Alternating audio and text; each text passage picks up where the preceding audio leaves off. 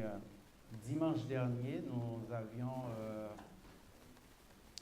n'avions pas eu la possibilité de commencer le texte que nous avions préparé parce qu'on révisait le texte précédent. Donc, c'était très bien. Ça nous a donné la possibilité d'approfondir certaines notions qui n'étaient pas trop claires pour certains. Nous espérons que tout le monde a bien compris et qu'on peut passer à autre chose. Mais s'il y a toujours des questions, n'hésitez pas à poser vos questions. Ne serait-ce qu'après, on sera toujours disponible pour répondre aux questions. Aujourd'hui, nous allons réviser un autre texte, celui que nous avions lancé dimanche dernier dans l'Ancien Testament, c'est Isaïe, à 9, 5e paragraphe, et où il est écrit « Car un enfant nous est né, un fils nous a été donné, l'empire a été posé sur ses épaules, et on lui donne pour nom Conseiller admirable, Dieu fort, Père éternel, Prince de paix, pour augmenter l'empire et donner une paix sans fin au trône de David et à son royaume. » Lorsque vous lisez ce texte de l'Ancien Testament, vous devez comprendre, vous devez d'abord commencer par la première partie, c'est-à-dire le premier paragraphe, où nous allons voir qu'il est clairement indiqué que le peuple se trouvait dans une situation difficile. Donc, le peuple qui marchait dans les ténèbres a vu une grande lumière. Donc, la lumière dont on parle ici, ce n'est pas la lumière comme au sens concret. Donc, le peuple était en proie à des situations difficiles, opprimés, occupés par d'autres peuples. Ils étaient en guerre, ils faisaient la guerre. Et lorsqu'un peuple est en guerre, ce n'est pas une situation souhaitable pour aucun peuple parce que vous n'avez pas la sécurité, vous n'avez pas la tranquillité, vous êtes obligé de vous battre et vous allez mourir. Beaucoup de gens vont mourir. Et c'est une situation qui contribue à décimer la population. C'est-à-dire que tous les hommes vont partir en guerre, tous les hommes en âge de porter une arme, qui n'ont pas de problème, etc., physique, des handicaps. Ces hommes-là vont être appelés sous le drapeau. Mais beaucoup d'entre eux ne vont pas revenir parce qu'ils vont mourir. Et ça arrive que le nombre, la population va diminuer. Maintenant, ici, nous sommes en présence d'une prophétie faite par Ésaïe. Donc, quand nous parlons d'Ésaïe, qu'est-ce que nous avons déjà appris de ce personnage? On est à l'étude, rappelez-vous, on révise, parce qu'on a déjà présenté ça, on est en révision. Vous pouvez faire valoir vos connaissances, ce que vous avez déjà appris. Quand nous disons Ésaïe, qu'est-ce que ça évoque pour vous? Ésaïe. C'est que son nom est Yeshayahu. Oui, super, ça veut dire. Messianique, en fait, c'est celui qui a le plus écrit en ce qui a trait à la venue du Messie. Oui, effectivement, Ésaïe, c'est un des prophètes les plus prolifiques à propos du Messie parce qu'il a écrit beaucoup de choses concernant la venue du Messie. C'est pourquoi on le surnomme le prophète messianique. Donc, Ésaïe a écrit beaucoup de choses et nous sommes effectivement dans une des choses qu'Ésaïe a écrit et qui est très, très importante. Ici, il parle du Messie, comme nous le disons, et il a fait une prophétie capitale pour le peuple qui alors était dans une situation difficile, qui attendait le Messie. Donc, il a dit, le peuple qui marchait dans les ténèbres a vu une grande lumière. La lumière resplendit, c'est-à-dire l'espoir est venu. Pourquoi? Parce qu'un enfant est né.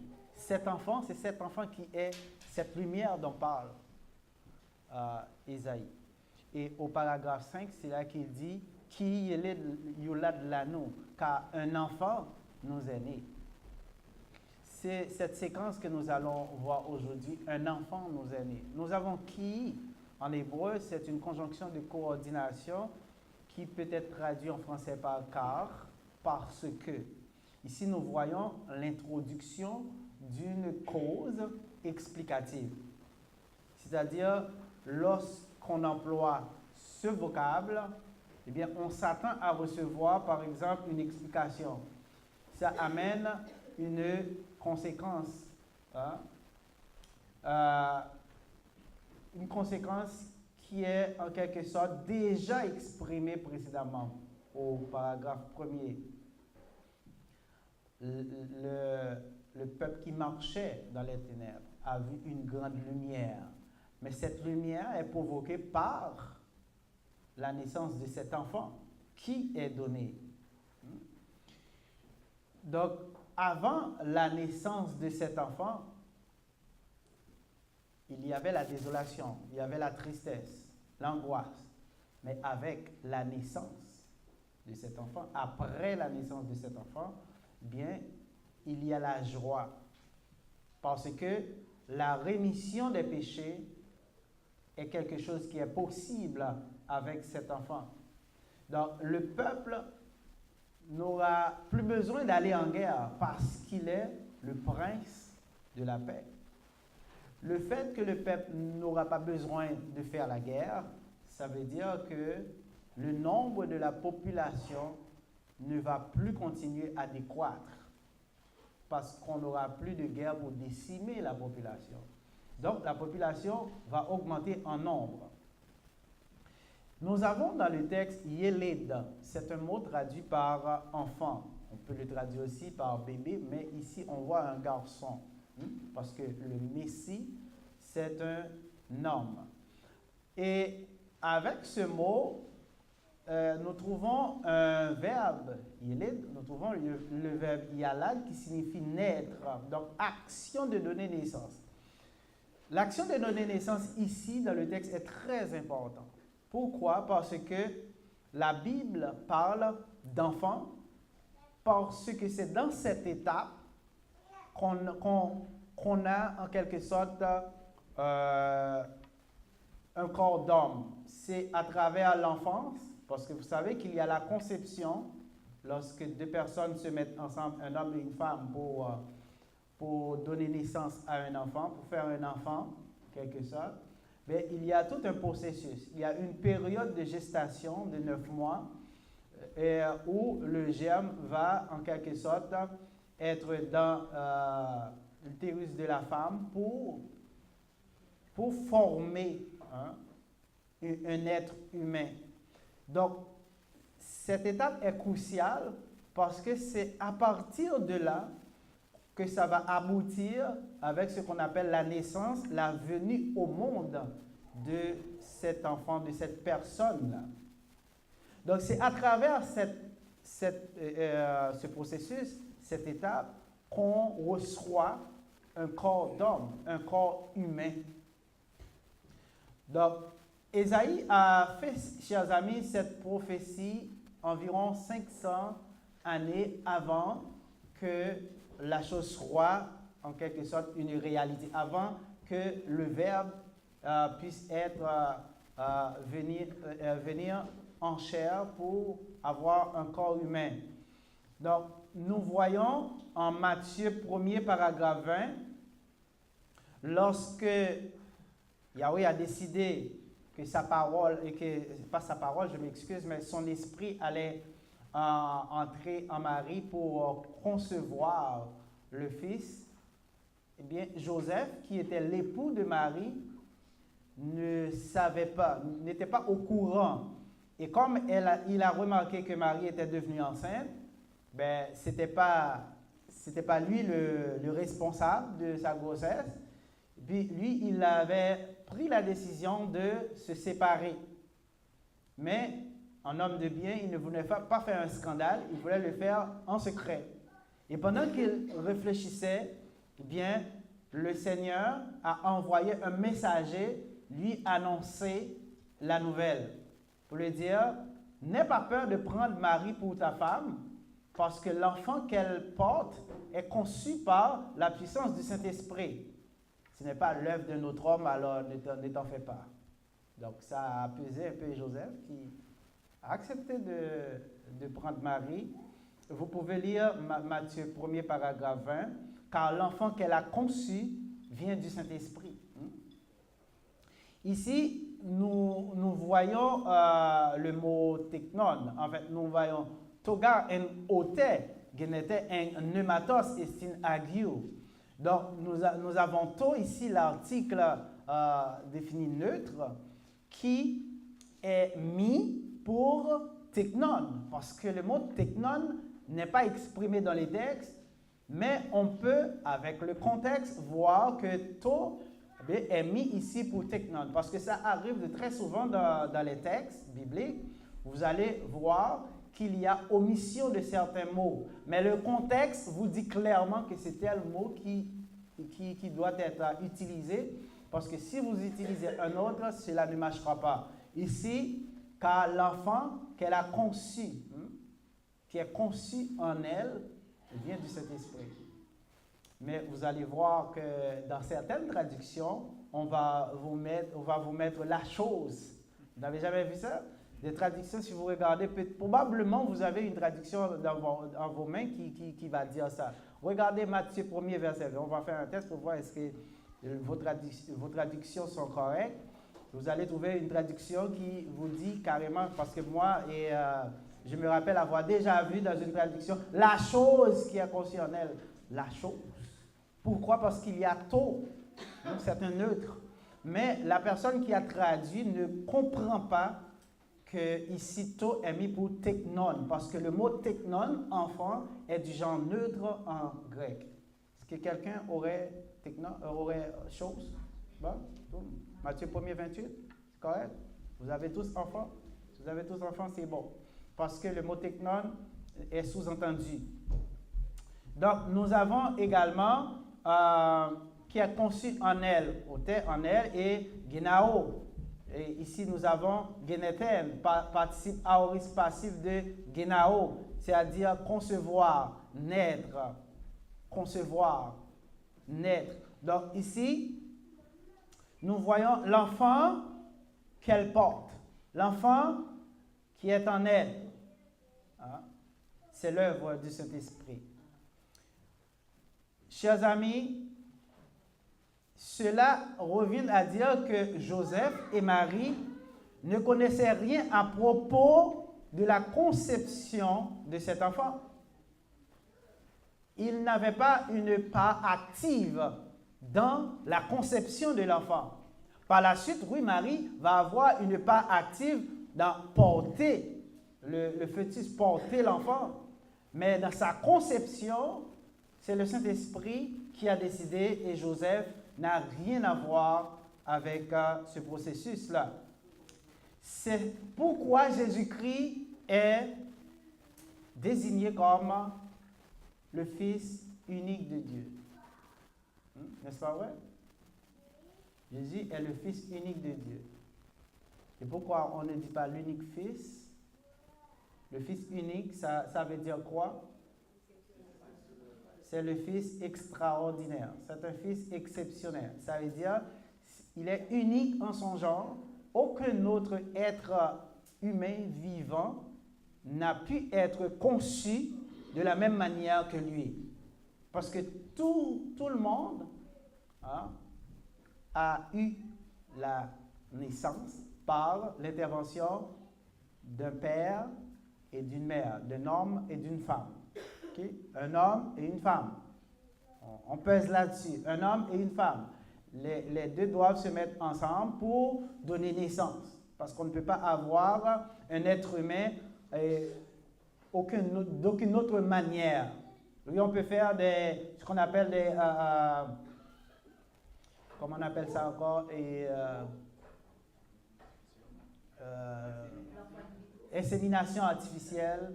Et on peut utiliser, mais quand même, qu'est-ce qu'on utilise? On utilise le germe, le sperme du mâle pour féconder la femelle, parce que ça, c'est impossible de le faire d'une autre manière. Mais de nos jours, avec l'avancée de la technologie, la science, il y a des banques de sperme. Vous pouvez aller acheter un germe pour vous mettez le germe dans votre femme, etc., dans son utérus, et puis elle va concevoir un enfant. Mais le germe, le principe demeure que vous avez recours à un mâle, point final. Peu importe la manière dont vous le faites, ça prend un mâle et une femelle pour produire la vie. Donc, chers amis, la parole a été mise, en fait, le Verbe qui est devenu le Fils de Dieu, le langage d'Élohim, le Jean 1er, le Verbe a été mis en Marie et puis il a produit un enfant. C'était nécessaire, ce processus, ce passage. Pourquoi? Parce que, est-ce que Dieu n'aurait pas pu faire descendre du ciel directement une personne accomplie, un adulte? Dieu peut tout faire. Il n'y a pas de limite dans la puissance de Dieu.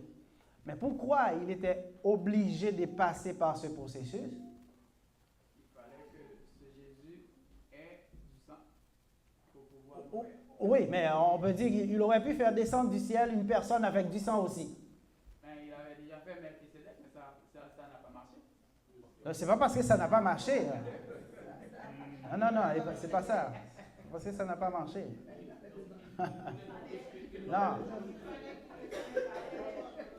a une promesse qui a été faite que Jésus allait être de la descendance de David.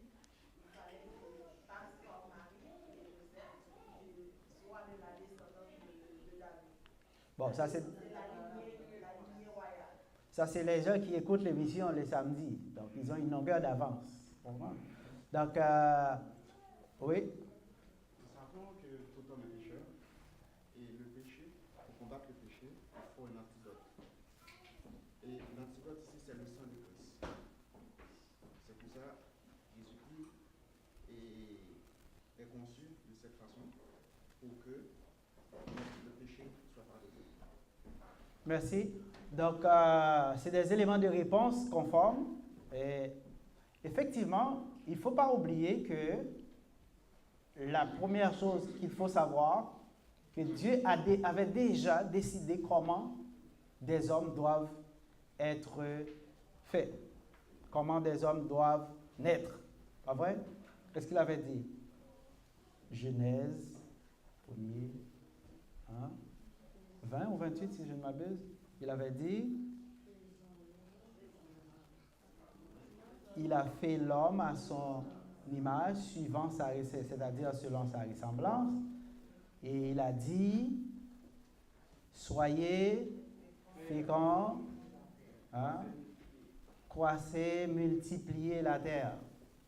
Donc, Dieu avait déjà décidé le principe selon lequel des hommes doivent naître. C'est des hommes qui doivent faire des hommes. Ça, c'est une chose. Dieu ne va pas passer au-dessus de ce qu'il a donné. Vous regardez, vous allez voir, Jésus-Christ, il est venu et il s'est conformé à tout ce qui existait déjà. Tout ce que Dieu a dit, tout ce que Dieu avait déjà mis, il l'a fait. Parce que si vous avez promulgué une loi et que vous violez votre loi, il y a un problème. Vous devez respecter la loi. Et même un roi qui a promulgué une loi, eh bien, ce roi doit respecter sa loi. Parce que si le roi viole sa loi, il va y avoir un grave problème dans le royaume.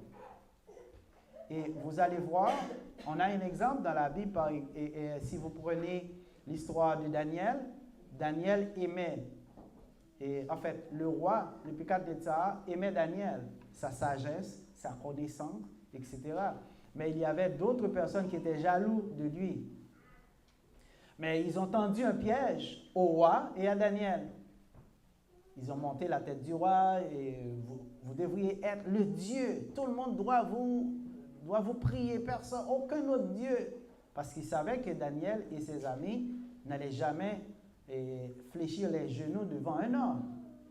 Et effectivement, ils n'ont jamais, le roi a signé l'édit, le décret, si on trouve une personne, on va le jeter dans la fournaise, on va le jeter dans la fosse au lion, etc. Eh bien, qu'est-ce qui arrive? Lorsque le roi a appris que c'était Daniel qui est tombé sous le coup de son décret, qui allait être puni parce qu'il a dit, eh bien, le roi était triste. Mais le roi a dit, je ne peux pas faire autrement parce que j'ai signé déjà le décret. Vous comprenez? Mais il avait tellement de tristesse qu'il a dit à Daniel, j'espère que ton Dieu va te délivrer. Comprends?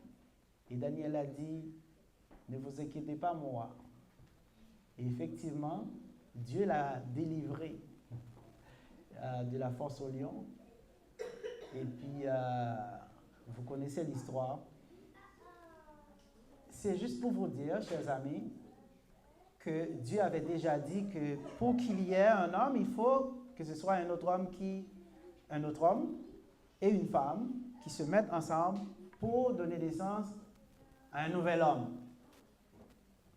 Donc, c'est pourquoi la parole, en fait, le verbe, pour mieux dire, est passé à travers Marie. Le Saint-Esprit a utilisé Marie comme... c'est pas parce que Marie avait comme quelque chose qu'il devait... comment je pourrais expliquer ça? C'est pas parce que Marie devait nécessairement avoir un rôle extraordinaire à jouer. Marie n'est qu'une enveloppe, n'est qu'un instrument qui a été utilisé. Elle a été utilisée pour accomplir la promesse que Dieu avait déjà faite. Parce que cet enfant devait avoir une lignée généalogique. Parce que si quelqu'un descend directement du ciel, ben, il est un nobody, quelqu'un, on ne connaît pas son origine, on ne peut l'attacher à aucune famille. Il n'y a aucun lien de parenté. La promesse qui a été faite à Abraham, la promesse qui a été faite à David, n'aurait pas eu d'accomplissement si la personne qui allait accomplir la volonté de Yahvé n'avait aucun lien avec Abraham et David. C'est pourquoi vous allez voir, il était nécessaire qu'il passe par Marie pour qu'il y ait un lien de parenté. Et c'est pourquoi vous allez toujours entendre, lorsqu'on parle, on va parler du lion de la tribu de Juda. Hein? Le fils de David. Eh bien, c'est en quelque sorte Jésus-Christ, de lui qu'on parle. Parce qu'à travers Marie et Joseph, le Fils de Dieu a acquis une lignée généalogique de telle sorte qu'il descend de la lignée d'Abraham et de David. Ainsi, il a accompli les promesses. D'abord celles faites à Abraham, toutes les nations de la terre seront bénies en ta postérité. Et ici, lorsqu'on parle de la postérité, on voit le Christ, Jésus-Christ. C'est lui qui est la postérité d'Abraham et non Isaac. Et encore, sur le trône, il y aura toujours un descendant de David qui sera assis sur le trône d'Israël. 1 Roi 8, 25. Ta descendance sera toujours assise sur le trône d'Israël. Genèse 22, 18. Toutes les nations de la terre seront bénies en ta postérité. Donc, pour accomplir ces deux promesses, il était nécessaire que l'expression verbale de Yahweh, le verbe, son langage, passe par une personne humaine pour avoir la chair et le sang, pour avoir un corps physique, un corps humain, pour mourir à la croix. Parce que sans effusion de sang, il n'y a pas de pardon. il faut que le sang coule pour que le pardon puisse être accordé. Parce que depuis l'Ancien Testament, vous allez voir, Yahweh avait indiqué de prendre un agneau pour pouvoir l'immoler afin de bénéficier de la rémission des péchés. Hébreux 9, 22, sans effusion de sang, il n'y a point de pardon. Mais le sang animal n'avait pas la capacité, le pouvoir de pardonner les péchés définitivement. Il fallait renouveler ce sacrifice chaque année. Le souverain sacrificateur devait se présenter dans le lieu très saint avec du sang pour présenter pour pardonner ses péchés personnels et des péchés du peuple. Mais l'agneau utilisé était un symbole de Jésus-Christ. Ce même agneau, vous allez voir que Yahweh avait indiqué à Abraham lorsqu'il devait offrir Isaac en sacrifice, c'est que Yahweh a dit non, garde-toi de toucher l'enfant. Regardez à côté de toi, tu vas voir un agneau. Prenez-le et immole-le à la place d'Isaac. Pourquoi? Parce que le sang d'Isaac n'était pas pur. Isaac était un être humain, issu de la même manière que tous les hommes. Son sang n'avait pas la capacité de pardonner les péchés de l'humanité. Mais Dieu a pourvu un agneau. Et l'agneau, c'est le symbole de Jésus-Christ. Et c'est encore un agneau qui allait être indiqué en Égypte lorsque Yahweh allait instituer ce qu'on appelle la Pâque pour délivrer les enfants d'Israël de la dernière plaie qu'il allait infliger à la nation égyptienne. Donc cet agneau dont le sang a été appliqué sur les portes, c'est le symbole de Jésus-Christ. C'est pourquoi vous allez voir lorsque Jésus-Christ s'est présenté à Jean-Baptiste pour se faire plonger. Et venant arriver Jésus, Jean-Baptiste a dit, « Voici l'agneau de Dieu qui ôte les péchés du monde. » Et Jésus-Christ a versé son sang. En fait, son sang a été versé. Ce n'est pas lui qui s'est tué, c'est qu'on l'a tué. Donc, son sang a été versé. Et par ce sang versé, nous avons la rémission des péchés par le biais de son sacrifice.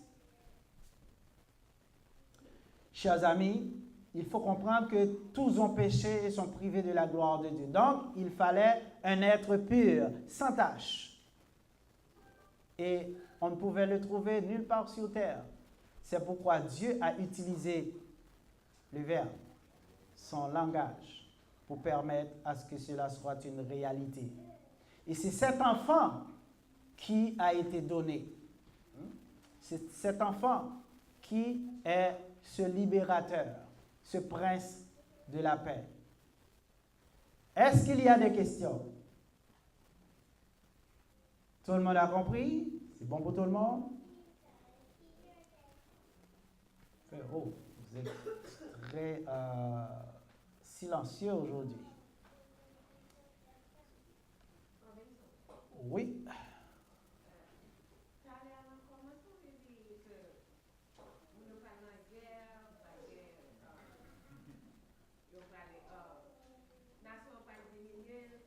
On parle de contexte. On parle de contexte. Le contexte dans lequel se trouvait le peuple. Est-ce que les Jésus-Christ vivant, est-ce que nous voyons la guerre? Est-ce que c'est physique ou on parlait du contexte qui existait lorsque Ésaïe faisait la prophétie.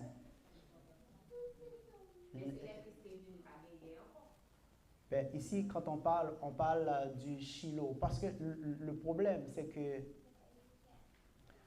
lorsque la Bible parle, ben, beaucoup de gens aussi comprenaient que c'est ce qui devait arriver. C'est pourquoi, lorsque Jésus-Christ était venu, beaucoup de Juifs ne l'acceptaient pas comme le Messie.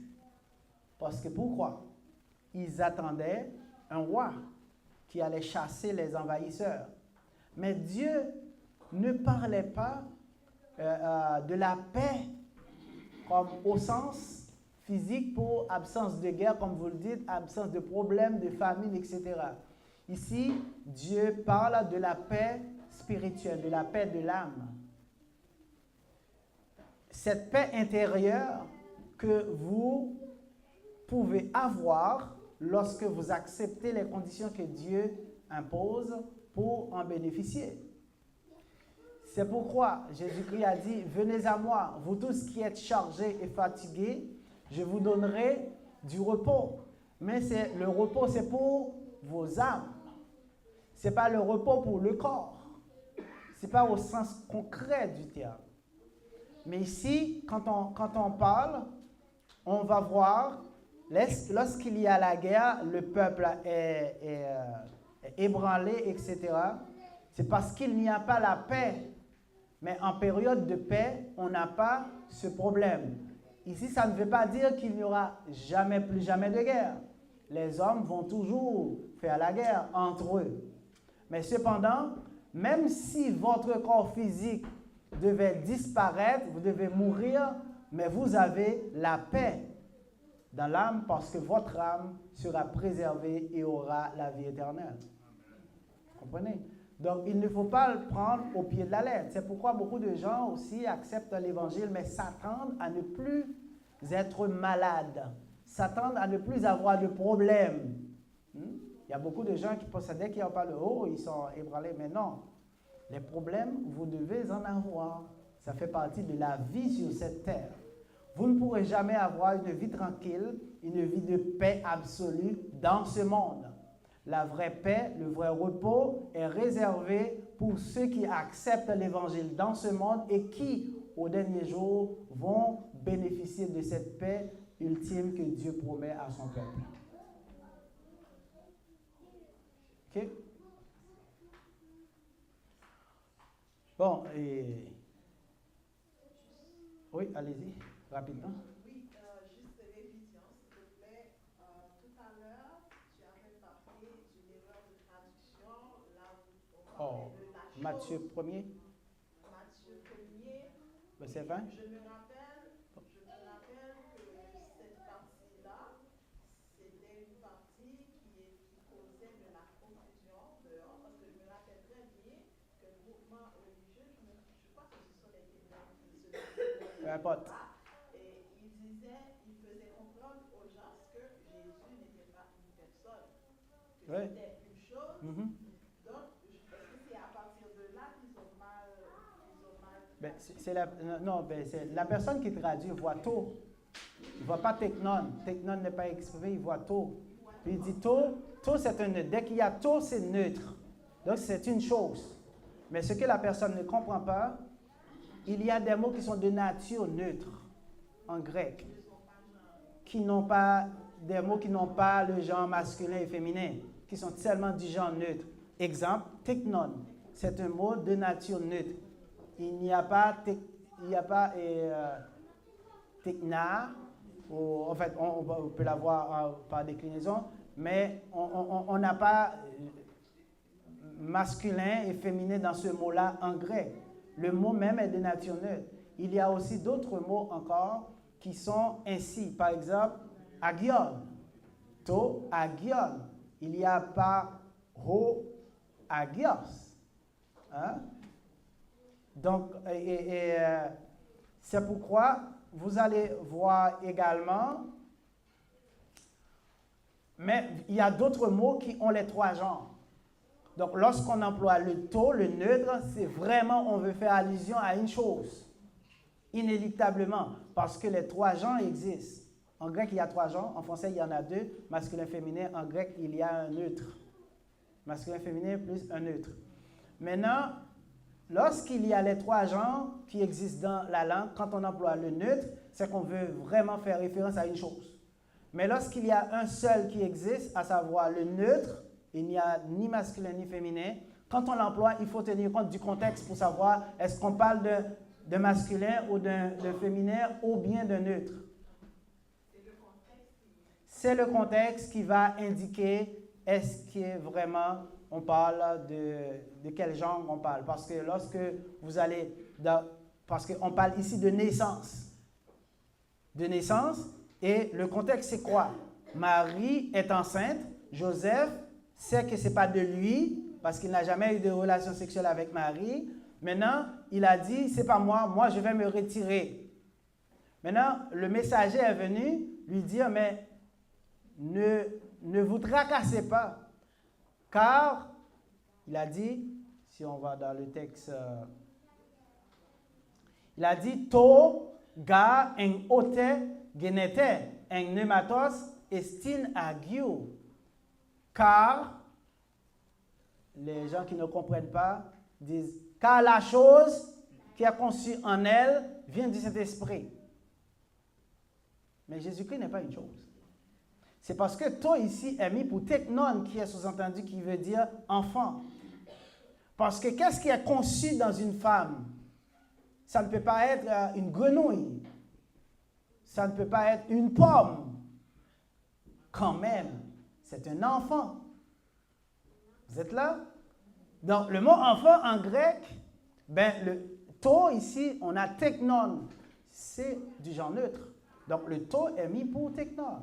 Donc, l'enfant qui est conçu en elle vient du Saint-Esprit. Donc, c'est le contexte qui va vous indiquer quel mot est sous-entendu, qui n'est pas exprimé. Vous allez voir aussi une traduction, on va prendre en 1 Corinthiens 13, lorsque la chose parfaite, les autres, il dit, ici c'est Jésus-Christ. Parce que c'est Jésus-Christ lorsqu'il va venir, etc. Mais non, si c'était Jésus-Christ, là c'est différent, c'est l'inverse. Parce que lorsqu'on prend totéléon, qui est exprimé dans 1 Corinthiens 13, eh bien, il existe hotéléos. Il y a hotéléos, il y a totéléon. Hotéléos, c'est pour un masculin. Totéléon, c'est pour un neutre. Donc, s'il s'agissait de Jésus-Christ, qui est une personne, on aurait mis hotéléos et non totéléon. C'est clair pour tout le monde? D'autres interventions? Oui? Excuse-moi, moi, c'est que les Juifs, normalement, célébraient l'ancien sabbat que Yahweh avait institué aux enfants d'Israël qui ont été littéralement esclaves en Égypte. En ce moment même, en fait, lorsque ce sabbat préfigurait Christ, en ce moment même, comment est-ce que ces Juifs-là considèrent-ils Jésus dans le latin? En ce moment même? Oui. Aucune idée. Aucune idée. Parce que je n'ai jamais assisté à leur adoration, je ne sais pas ce qu'ils font. Je ne peux pas te dire. Mais on est sûr qu'ils attendent toujours le Messie. Ils sont toujours en attente du Messie. Donc, c'est pour cela qu'ils célèbrent encore l'ancien sabbat. Mais ils sont toujours sur ce qu'on appelle la Torah. Ils suivent toujours la Torah. C'est la loi juive. C'est, vous allez voir, qui est contenu dans les 5 premiers livres de la Bible. Ces 5 premiers livres, Genèse, si nous prenons les appellations des Septante, Genèse, Exode, Lévitique, Nombre, Deutéronome, ça constitue la Torah, la loi juive, le Pentateuque. Donc, ils sont toujours là-dedans. Vous allez voir leur façon d'habiller. Ça se réfère à ce qui est décrit dans ces livres-là. Donc, pour eux autres, Jésus-Christ n'est pas le Messie. Donc, techniquement parlant, pour quelqu'un qui observe le sabbat, vous reprenez Christ. Est-ce que cette personne... Parce qu'on peut avoir un mélange entre les deux. Non. Le sabbat, lui, Non. le sabbat n'est pas le Christ. Non. On ne peut pas être dans l'observance du sabbat et d'être dans la doctrine de Jésus-Christ, dans l'évangile, parce que les deux ne font pas partie de la même loi. Dès qu'il y a une nouvelle loi, l'ancienne loi est dépassée, est caduque. Et même Paul, c'est l'exemple vivant, parce qu'il y a beaucoup de gens qui vont vous dire que Paul a observé la loi, et il était dans les synagogues, il rentrait dans les synagogues selon sa coutume, il rentrait dans le jour du sabbat. Pour eux autres, Paul allait observer le sabbat. Mais ils ne peuvent pas vous montrer à un endroit où Paul, dans ses écrits, incitait les chrétiens à observer le sabbat. Mais pourquoi Paul ne l'aurait pas fait? Parce que Paul enseignait à des païens qui ne connaissaient rien du sabbat, qui n'étaient pas concernés par le sabbat. Si c'était un principe doctrinal qui était important, eh bien, Paul aurait appris à ses païens comment observer le sabbat. Est-ce que vous avez jamais vu Paul écrire dans ses lettres pour indiquer, pour faire la promotion du sabbat? Ça n'existe pas jamais. Mais simplement, on va voir lorsqu'on dit Paul selon sa coutume. Mais oui, Paul était juif. Il était pharisien. Il était docteur de la loi. Ils avaient une coutume d'aller dans les synagogues. Mais dans le contexte dont on parle ici, si vous regardez ces lettres, vous allez voir que Paul était allé dans ces endroits, non pas pour faire la promotion du sabbat, mais pour prêcher l'évangile. Parce que dans la ville où il allait, il sait que tous les Juifs vont se trouver ce jour-là. Eh bien, c'est un moment pour les trouver tous et leur donner le message. Et si encore Paul y était pour observer le sabbat, Paul n'aurait pas eu de problème dans certaines synagogues où il était entré, il parlait de l'évangile et on était contre lui, on voulait même le lapider. Mais c'est juste avoir les yeux ouverts, voir ce qui est écrit et puis on va comprendre. Mais lorsqu'on a quelque chose, lorsqu'on a une croyance, on va utiliser toutes sortes de prétextes pour essayer de justifier sa position. Mais la Bible, elle est claire là-dessus. Donc, on ne peut pas prendre, Paul lui-même a dit qu'on ne peut pas prendre comme il l'a dit encore, et il regardait tout ce qu'il savait, tout ce qu'il faisait dans le judaïsme, dans le pharisaïsme, comme des fatras, comme des choses, il ne va pas revenir là-dessus. Hein. Il les a laissés. Et il a dit qu'il n'est plus sous la loi mosaïque, mais il est sous la loi de Christ. Donc, c'est différent. Donc, il n'y a pas de mix entre les deux. Parce que lorsque le sabbat, on l'observait, il n'y avait pas question d'accepter l'évangile, se faire baptiser. Il n'y avait pas, ça ne fonctionne pas. C'est deux lois différentes. Et puis, on n'était pas esclaves en Égypte. C'est le principal but, la principale raison pour laquelle Yahweh avait exigé qu'on observe un jour du repos, parce que Deutéronome 5, 1 à 15, donc on a déjà parlé. Nous, on n'était pas esclaves en Égypte, nous ne sommes pas concernés par l'observance du sabbat. Oui, ce que je voulais dire par rapport à l'intervention de Frère Julien, c'est quelque chose... Mais vous sortez de mon sujet. Là. Non, c'est l'affaire de Jésus de Messie. Je dis que c'est quelque chose qui est très sérieux jusqu'à présent, parce que j'en ai beaucoup parlé à quelques autres qui sont juifs, et c'est très sérieux. Jésus, il est considéré pour eux comme un déviant. Comme un imposteur. Oui, comme un imposteur. Il est vraiment un imposteur. Il ne joue vraiment pas avec ça. C'est quelqu'un qui a laissé la loi, qui a été faire son bon affaire. Il ne s'attend pas non plus à un Messie de l'origine de Jésus. Il s'attend vraiment à un roi qui est puissant. Qui va se battre, faire la guerre avec les États-Unis, la Corée du Nord, et puis les terrasser. Et même, ils expliquent que la manière dont ils s'habillent en noir, et les hommes juifs, ils s'habillent toujours en noir. Il y a une raison pour ça, c'est parce qu'ils pleurent encore la destruction du temple de Jérusalem. Donc, c'est pour ça qu'ils ne mettent pas de couleur.